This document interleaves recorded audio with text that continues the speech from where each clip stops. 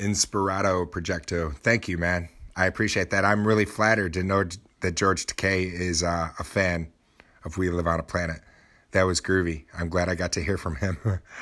So cool, man. I hope you're having a great Thursday. Thanks again for calling in and giving me that celebrity endorsement. I'm honored. Thanks for taking that time. Peace, my friend.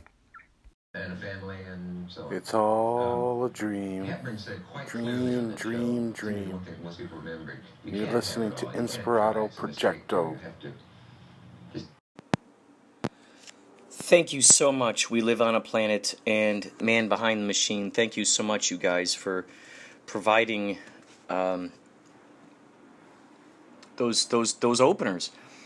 I was just thinking, this is Inspirado Projecto, by the way, for those of you who are listening. Thank you so much to everyone who's been voting for Inspirado Projecto as the best arts podcast. Thank you guys so much for doing that at the podcastawards.com.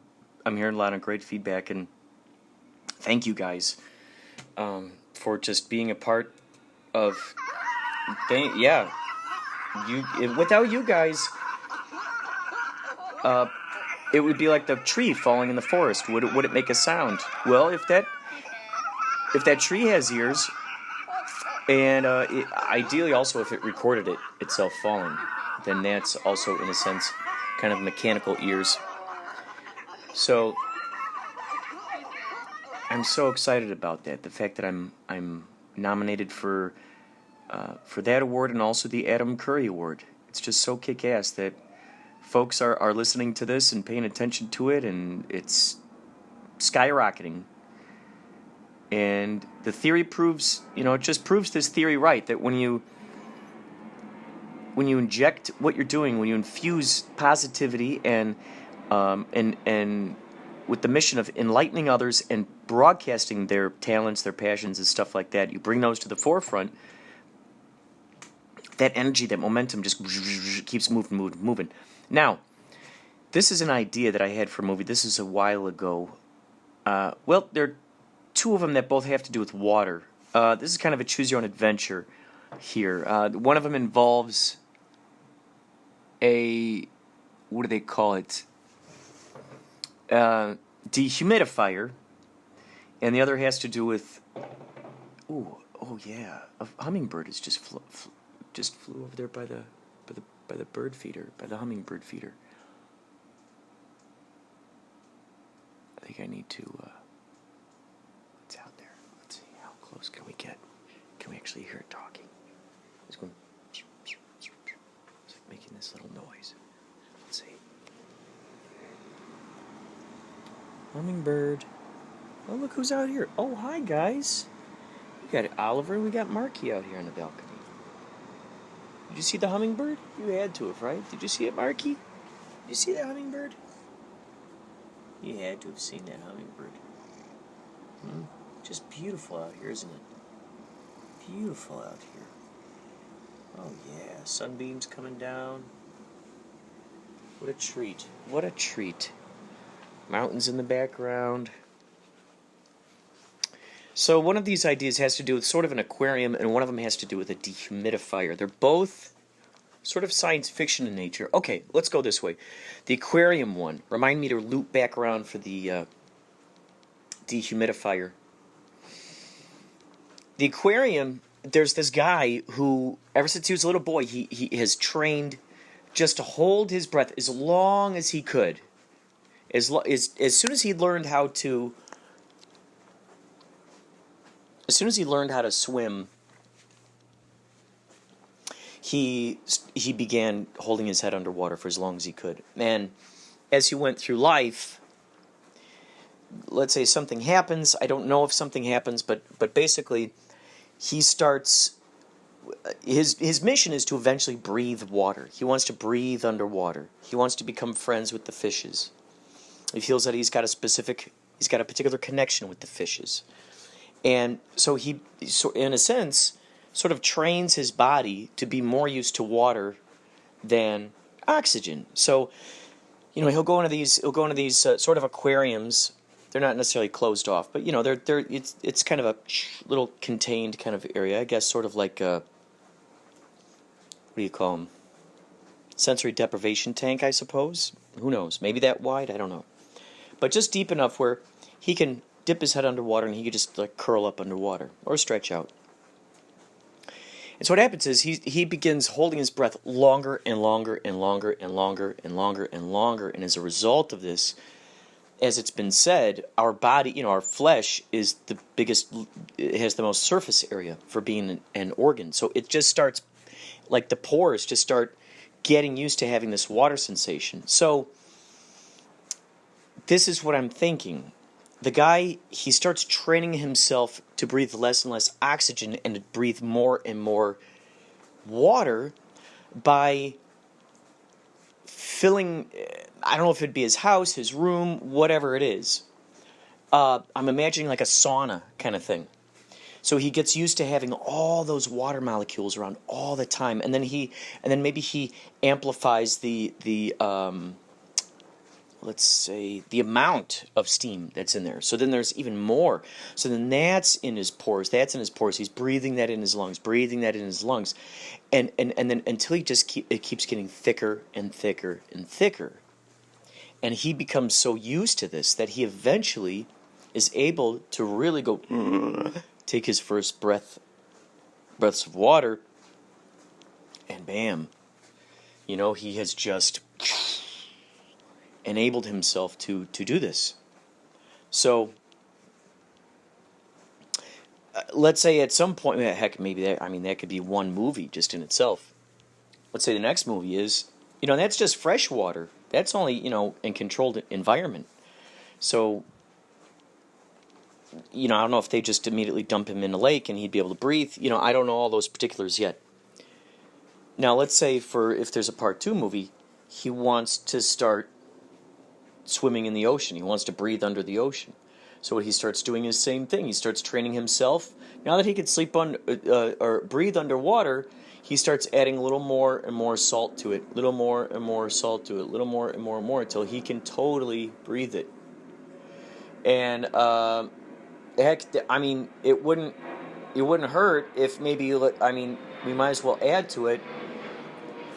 Maybe during that time while he's learning how to breathe more, he gets a surgery to basically have gills. Who knows? There's so many avenues we can go with this. So that's something I had thought about a while ago, and I don't know if I brought that up ever onto this podcast. Now the other one concerning water, dehumidifier. There's this time when I was living with my dad and my stepmom. They had basically moved into their first house together, and I was living in the basement. And I had my own little door back there, and I would come and go, and it was just great. They lived upstairs, and sometimes I'd go up there and eat dinner, but other times, I was just it was kind of like my first introduction into kind of having my own place, so to speak. And we had just moved into this place, Glen Ellen, and their wedding was out there in Door County, Wisconsin. So on the night of the wedding, of the reception, we get this phone call, and it's the neighbors, and they're saying they walked past the house, and water was coming out front of the door. And so we found out that apparently a pipe busted in there or something. There was all this water came from the second floor, went down to the first floor, flooded the basement. All of this stuff just got soaked. Well, luckily, my dad they had some kind of homeowner's insurance for floods, I guess. And it's interesting. This is a side note, but I noticed water issues. Once I moved in with my dad, I noticed water issues, which I can talk about at another point. However, this is just interesting that this kind of continues along with this metaphor of water things in my life. So we hear that that's going on. There's nothing we can do. We're out in Door County, so we end up going back the next day, and we're looking at it like, holy cow. And so some company comes through and I guess takes all of the stuff and they put it in little paper bags, or they lay it out in a warehouse. All this stuff gets laid out in a warehouse, accounted for, labeled. they go through this thing. And, to try to dry it the best they can, they dry it the best they can. And then whatever's damaged or they think is damaged, they give you a certain amount of money. Like I was quoted like $2,100 for all these books that I had. For all these science fiction books and everything. Now, the interesting thing was, I could still read them, actually. They just considered them damaged, and they counted them damaged. And so I ended up getting a check, and I still had it was like having the cake and eating it too. I still had the books. And so all this money, really actually helped out a lot. Strangely enough, when you look at strange circumstances, that money actually helped out so much with me moving out to California. Had that strange occurrence not happen, I mean, that helped out. That gave me the, and of course, whatever money else I had saved up, that got me the car, the Chevy Cavalier that helped drive me out here.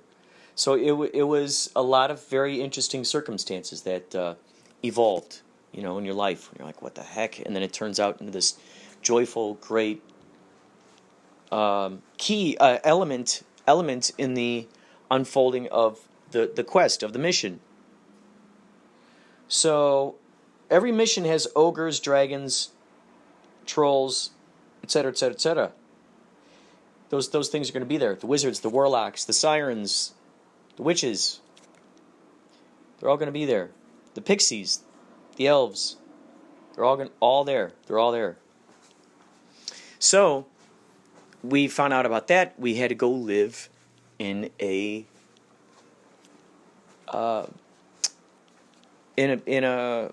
middle sort of house.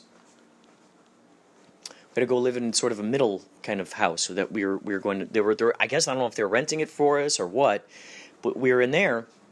And during that time, what was interesting, while in that house,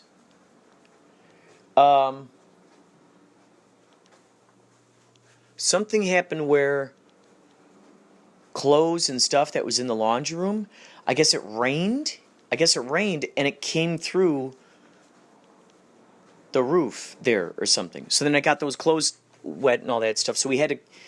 There for some reason there were holes in the ceiling or something. So it leaked water. So then we had to go live in a hotel for a short time. So while we were there, staying in the hotel, right there in the closet, it leaked through there. So it was just like this really, really, really weird thing. Now, by the end of that, we ended up getting back into the house. Now, what they had done, and this wraps me around to the dehumidifiers, is that they had these humongous dehumidifiers in there that were just sucking out all the water out of the carpets, out of the walls. I mean, it was just like... And I started thinking, wow, what an interesting horror film that would be, where they basically dehydrate a person to death.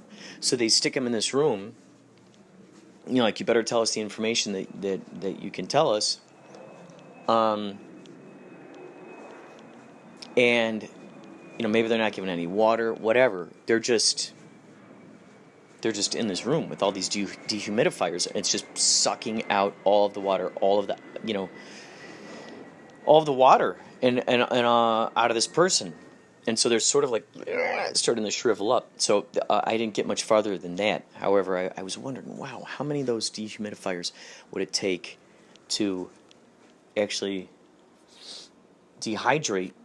Like you see those dehydrated meat products, or like dehydrated fruits. Those things, it's like just add water kind of thing, and bloop, and it pops back up.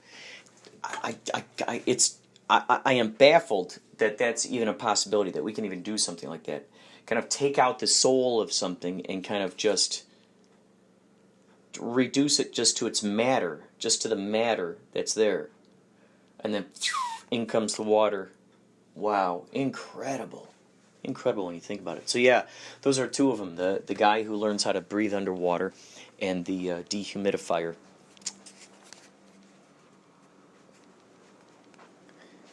That is I believe that's all for now. We'll be back with... Well, let's just say we'll be back with some more stuff that I think you're going to enjoy. I think you're really going to enjoy it. So, you take care. And I promise you, we got some interesting stuff coming up right around the corner. Right around the corner. I was just reading online. There's apparently, I don't know if it's in Los Angeles. I think it's Los Angeles.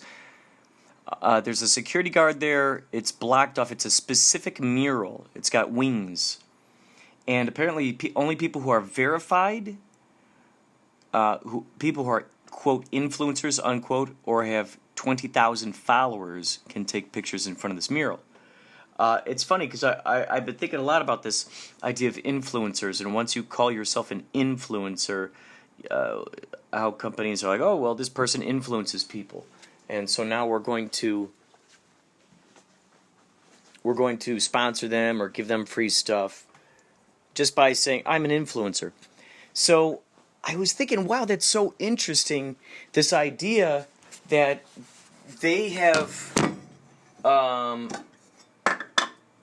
these folks have successfully made an area popular by simply saying only specific kinds of people can take photos here. And when you say that enough, and you show some publicity, and you show a guy in a security guard uniform standing out in front of a closed-off tarp thing, when you show that around, it looks like, oh, sorry, only special people allowed in here. Everybody wants to be special. So then, I want to be in there. It kind of reminds me of that new Sacha Baron Cohen show.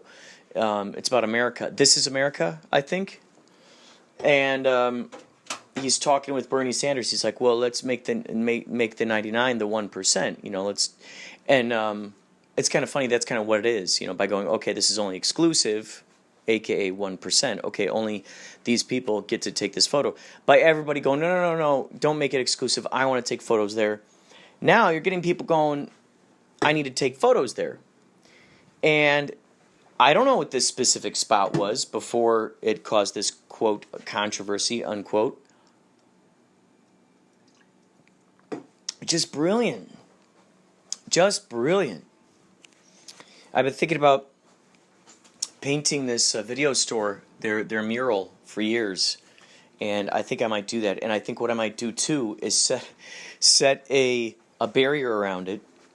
We just dress someone up in a security guard outfit, and we say, go out there, and only these specific people can get in here. And oh my God, that is just amazing. And then we make some signs to get people angry, swinging the signs around. Not fair, not fair. Everybody's special. Not fair, not fair. So you really make people want to go, well, I need to take photos in front of this.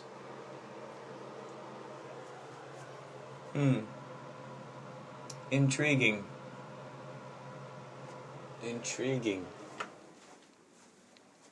So, you heard it here first, folks.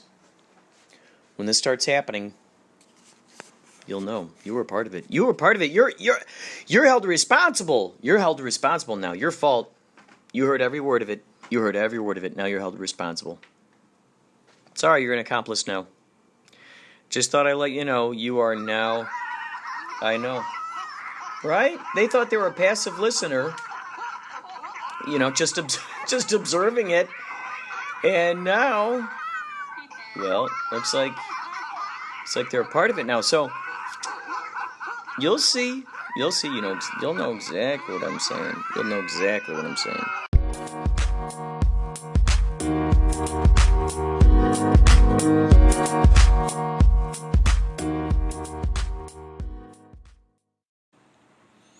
There's this part in this video where the woman goes, "Where's the groom at?"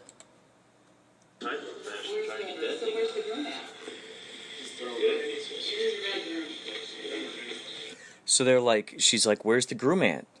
And because it's funny, because as I've been editing this video, I've been wondering, well, yeah, where's the groom at? And then all of a sudden this lady asks, and I thought, ooh, how interesting would that be? Is if, you got this movie, this feature film, and it's told like a wedding video. And in addition to what's going on in the wedding video, you get to see like what's going on behind the scenes and stuff. What is going on with the people shooting the wedding video, what's going on with them. And so we come to this revelation. That's when because like when I edit these wedding videos, a lot of times I don't know who the groom is, who the bride is. It just starts out with these people getting ready and prepared for their thing. So it's like a detective job trying to figure out, okay, who's the groom. So I've been doing that same thing on here, wondering what's going on. So I think if we present, something to the audience, about 15 minutes goes by and we see this thing, and all of a sudden then we're like, oh, where's the groom? And they go, oh, he's in his bedroom. And all of a sudden the reaction based on the friends, maybe the groom is in the bedroom and maybe he can't move. Maybe he's like, like there's something very, very strange about him. Either A, what pops in my brain is he's one of those guys that just doesn't leave the bed. Like he's so heavy. He's just eaten so much food that he is just like one of those really just hugely overweight dudes, just a very fat guy. So either something like that, or B, the guy is sleeping, in a coma, and he's hooked up to this like, heck, maybe within, wouldn't that be interesting? It's at that moment that the audience realizes that this is actually taking place in the future, or in the now with someone who has the know-how. Basically, it's the idea that there's a monitor there in the other room, and it's the face of the friend, and, he can communicate through his dreams, so to speak, through being unconscious, with the person standing in front of him. So basically, the whole idea is that they're going to wheel this machine out to have the wedding. Maybe he wrote a contract or something. If he's like, look, if I don't come out of a coma in 10 years... please set up a wedding for me. Here's the money set aside. I want to get married to, Marcia or whatever. And so the day has arrived, and the guy's still in a coma. And he's still able to communicate with everyone. There's speakers on there. He's able to, talk to everyone. Hey, everyone.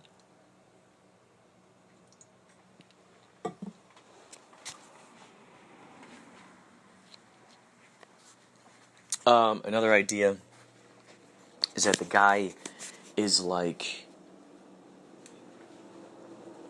there's some kind of strange thing going on, even if it's just like a brain in a jar kind of thing, and the electrodes run to some kind of robot system that moves it around.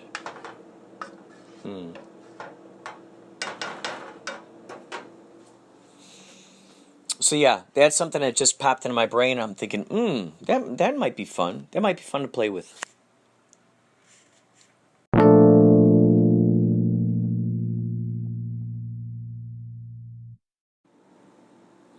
Whoa, after I just said that, I thought of an idea for an additional piece of a movie where then either that same one or a different movie where someone, there's a podcaster who is, he edits wedding videos and, talks about these various things, and somehow, through some means, someone, gets a hold of the podcast, and, and they're listening, and they're like, oh, yeah, okay, this guy, he edits wedding videos, and then they end up getting he ends up getting his video shot, and months pass by, and then he's hearing this podcast, and the guy's talking about all these different things, and the guy's listening to the podcast going, hey, that sounds a lot like my wedding, and stuff like that. And then the podcasters talk about the human behavior aspect of it, where he's talking about, well, it just seemed like this is my first reading, after watching how the bride was treating the groom, and the way that the family was treating, the groom's mom. I could see some strange stuff going on down the line, So it's like he's kind of assessing what he sees. He's kind of using NLP. Human behavior, stuff like that, body language,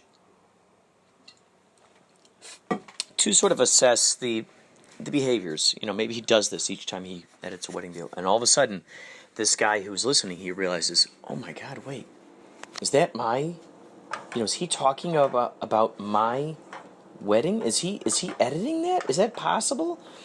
And then he's just fascinated. It's like he's torn between telling anyone that he's listening to this. He's torn between keeping it to himself, sharing it with everyone, not telling anyone, and contacting the podcaster, feeling some strange sense of duty to call the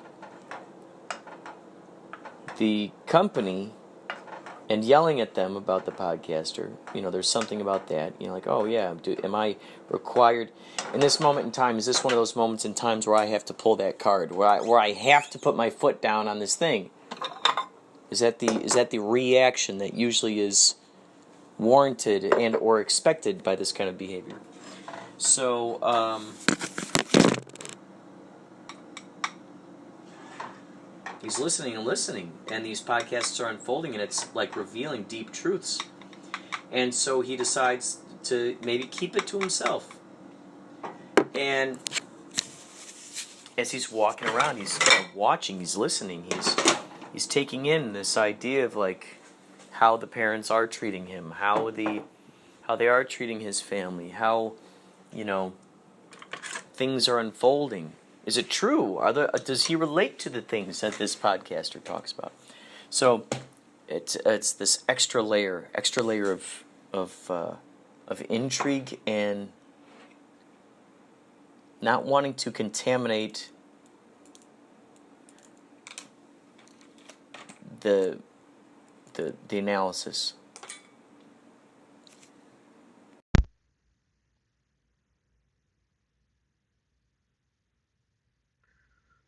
This is my fake laugh. Fake laugh. Fake laugh. Fake laugh. Fake laugh. Fake laugh. Thank you dearly, Craig Spivak, for that wonderful, wonderful message. I to just break it down and do this. Before I open it, I'm going to read to you two things. Oh, tattoos. Okay. Oh, sticker. Limited edition prize inside. Okay, so that's the Crackjack sticker. These two things I found in the bottom of Crackjack's boxes. Jenny got me 3 Crackerjacks. I ate 2 of them already. Each of these are stickers. Oh, that's so cool. It's so cool. Oh, interesting. Download the free Blipar app. Aim and frame your prize inside. Reveal a fun digital experience. That is really actually very, very, very clever. It's very, very clever to make it a digital experience. Download the free Blipper app. Interesting. Aim and frame your prize inside. Interesting. So here we go. Ingredients: corn, sugar, corn syrup, popcorn, peanuts, molasses, salt, corn and or soybean oil, and soy lecithin. Contains peanut and soy ingredients. Allergy information. This product is made in a facility that also makes products containing tree nuts.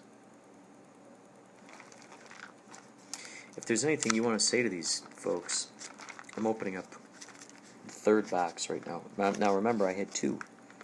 And then I had a delicious vegan pizza that Jenny split with me. I'm eating this third box. I just can't help myself. I'm going to go back to wedding video editing. Oh my goodness. Wow. Here we go, ladies and gentlemen.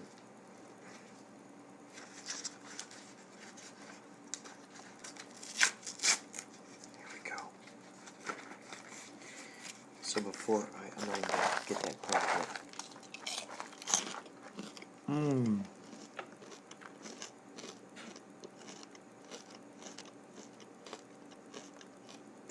Popcorn.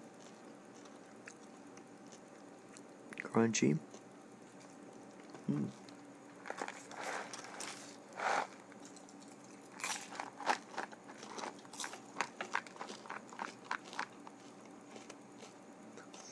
Cracker Jack, don't talk back. Crackety yak. Crackety Jack, don't crunch back.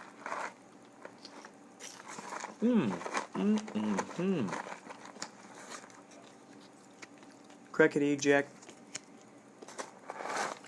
don't crunch back.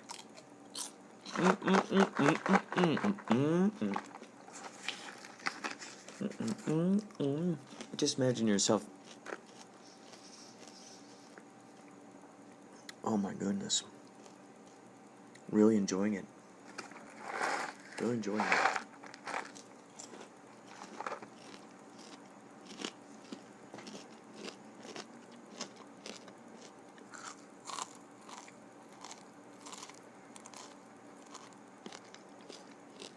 Some people like to hear the crunches. There's a whole culture out there called ASMR.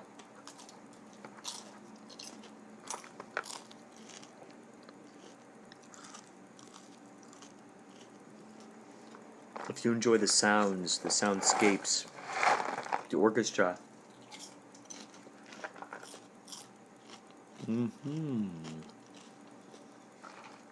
If you enjoy the orchestra of the sounds themselves.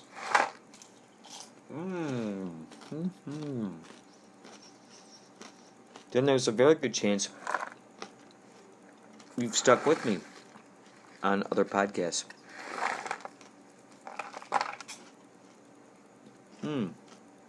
Because you have tuned into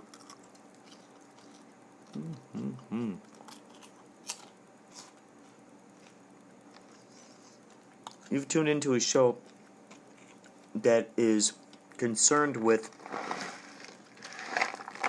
tuning into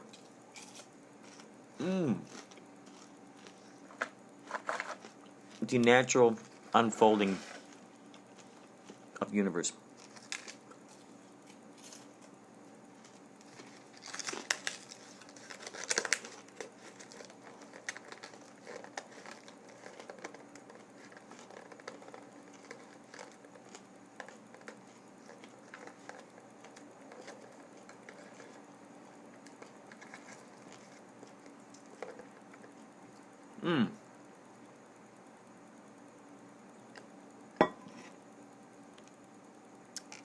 Wow. That was tasty. Wow. Cracker Jacks, folks. They're still out there in the world and among the populace. Keep that in mind.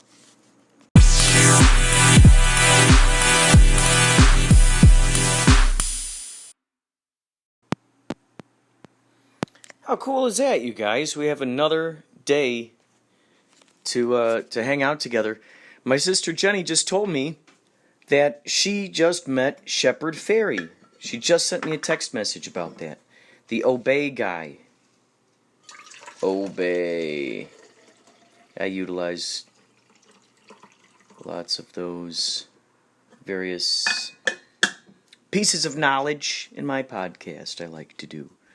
What's interesting, too, is I recently talked about Phil Donlin. Phil Donlin became friends with Shepard Fairey How did he become friends with him? I think it was through. He helped out. He did camera work for this crazy documentary about the Flaming Lips. Phil Donlin, my buddy from high school, who I was in all these improv groups with. And he's now friends with Ernie Hudson and the guy who's the main kid in Free Willy.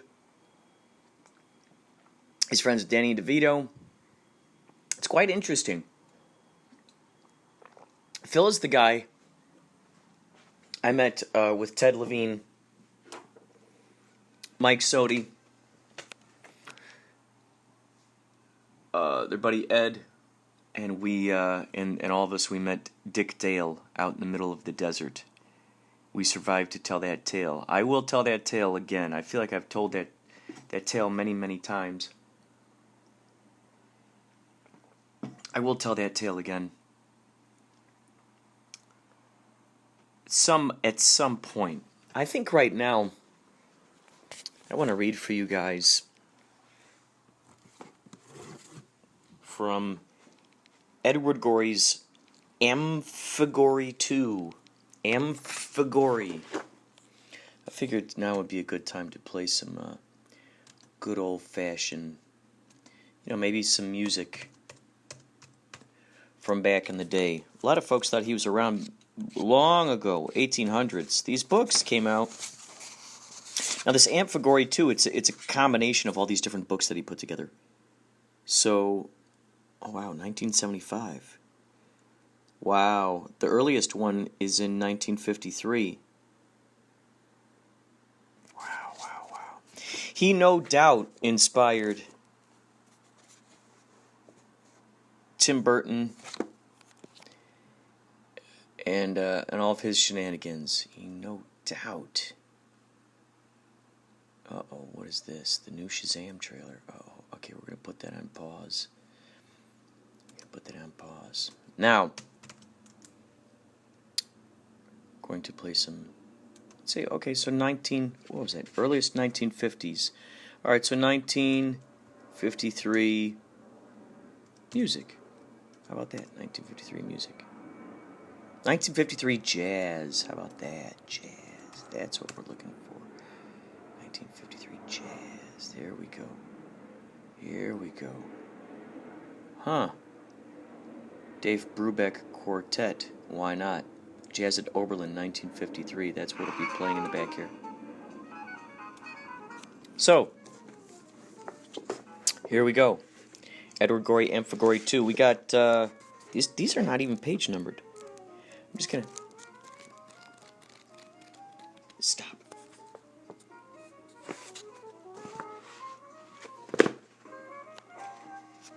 Okay. This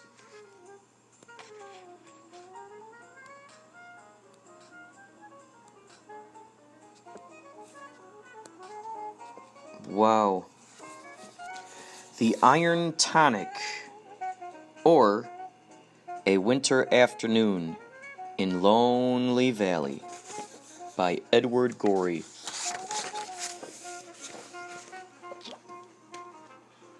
The people at the Grey Hotel are either aged or unwell. The guests who chose to stay aloof lie wrapped in rugs upon the roof. A statue with a gas lamp torch has toppled over on the porch. The way the others wish to go has been obscured by drifted snow. Of objects falling from the air, the careful stroller should beware. It's known the skating pond conceals a family of enormous eels. A voice both ungenteel and loud has spoken from a passing cloud. The monuments above the dead are too eroded to be read. A venturesome but wounded bird is making an unwelcome third. They sifted through the ancient mound. No bones or artifacts were found. A fugitive and lurid dream, or a fugitive and lurid gleam obliquely a fugitive and lurid gleam obliquely gilds the gliding stream. The infant dead beside the path escaped the orphanage's wrath. The light is fading from the day, the rest is darkness and dismay. They've gone, left it all alone, an absolutely useless stone.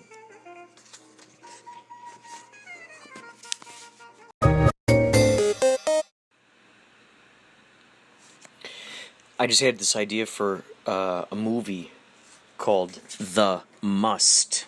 The Must. And basically, these people start coming to this realization that they must follow their calling. They must follow their highest joys and excitements. They will not settle for anything less. And what we start seeing is that these people they're quitting their jobs, and they are rediscovering all of these things that were exciting to them way back in the day. Maybe one of them was huge back in elementary school, doing origami. Then maybe another one of them used to have a deep passion for creating stuff with wood. Maybe they're really good in industrial arts, where they had a bandsaw and stuff. Another one was really good at skateboarding. Another guy just loved gymnastics. So maybe these people, they just start getting deep into this stuff, and the gymnastics guy starts getting really big into parkour, where he's like climbing buildings and stuff, and he seems like, what? Who's this super guy? And then the guy who does the wood, maybe he ends up building this amazing structure that, this crazy invention, that saves people or something. Homeless shelter, I don't know. The guy who's good at origami, he figures out some way of redesigning solar panels, based on origami and reflections and stuff like that. Maybe there's a person who just loves botany. They were really good at growing stuff, making gardens and stuff, and they got into something else later in life. And all of a sudden, these people feel that they must do this thing. And what's happening is more and more people start being sort of affected by this thing, and they're seeing a huge drop in crime, a hugely optimistic and positive point of view. It's moving in that direction. They're noticing a lot more people doing nice things for one another. You're starting to see more and more people really completely succeeding at what they love doing, and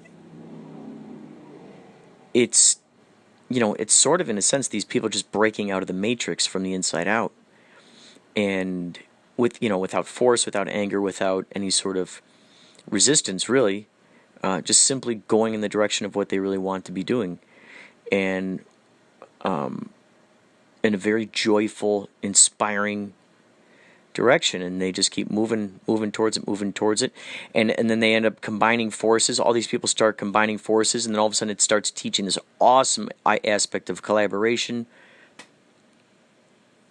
Maybe the guy who makes really awesome wood stuff, he builds this moving trellis thing that is powered by the plants. The plants power it. I think there was a podcast where I had this idea of powering, fuel instead of fuel, of gasoline stuff. It's powered by plants. It's just the way that the growing is happening. So it's, maybe there's solar panels that convert it into some photosynthetic material, and so those plants are moving this thing. And the skin and bones, the veins of this moving creature is a huge trellis. Heck, maybe the robotics guy, maybe there's a guy who's really good with robotics, and he finds out a way, just like with the MIDI sprout, he finds a way of communicating with this plant giant, so to speak. And it's good, and it's got a heart, and it's integrated with the AI technology. That would be intriguing. That would be intriguing. Wow. So the controls, let's say the controls of this robot it's controlled by the plant itself. It's hooked into its mainframe. So however the song is that the plant is doing, it's communicating with this thing. Why, via wireless, so to speak. Plus, I heard that there are people who are making their own internet. So imagine if you start combining those aspects. Wow. And it's remote, sort of remote controlling this sort of thing. And now you got the speakers and the MIDI sprout on there. Now that's controlling the plants. Those plants are hearing the songs. Wow. I mean, it just becomes the symphony. Imagine you start hooking up. I mean, how cool would that be? What a great thing is that? You got the garden orchestra. And now you've got these plants singing this beautiful concert. They'll start learning from one another. Maybe you could teach them a song. You keep playing a particular song over and over for them. Then eventually, you leave them be. So it learns what that's like. It starts singing it. Whoa, that would be intriguing. Wow. Now imagine if you got animals out there and dogs. Let's say you hook the MIDI sprout up to those and the plants. Now it's this orchestration between the dogs, the cats, and the plants, and whatever else is in there. Let's say the sloth that's crawling between the trees. That's cool. We'll put a MIDI sprout up to that guy.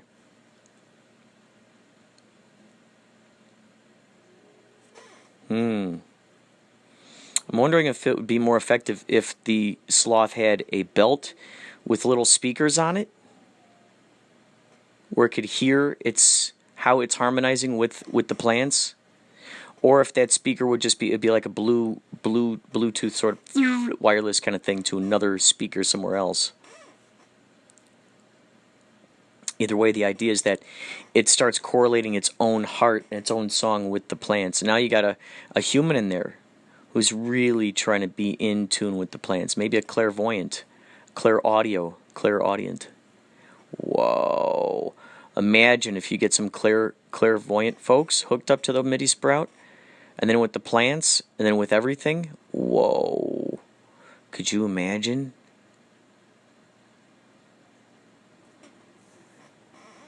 Then we get Mike Schlee's buddy who can levitate. We put the MIDI sprout on him.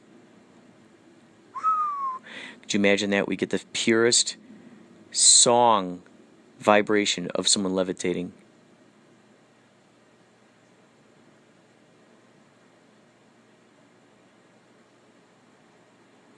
Wow. Astounding. So the people, they get it. They must do this thing. The must. They're still all inclusive. They're just, they just quit their jobs working for someone else. They come to that realization of like, holy cow, I've worked this hard doing these particular things for this particular company, excelling, not even being passionate about that job, and excelling phenomenally. So, I might as well do that for myself. Take the big gamble on myself. We'll see what happens. The must. Wow. The must.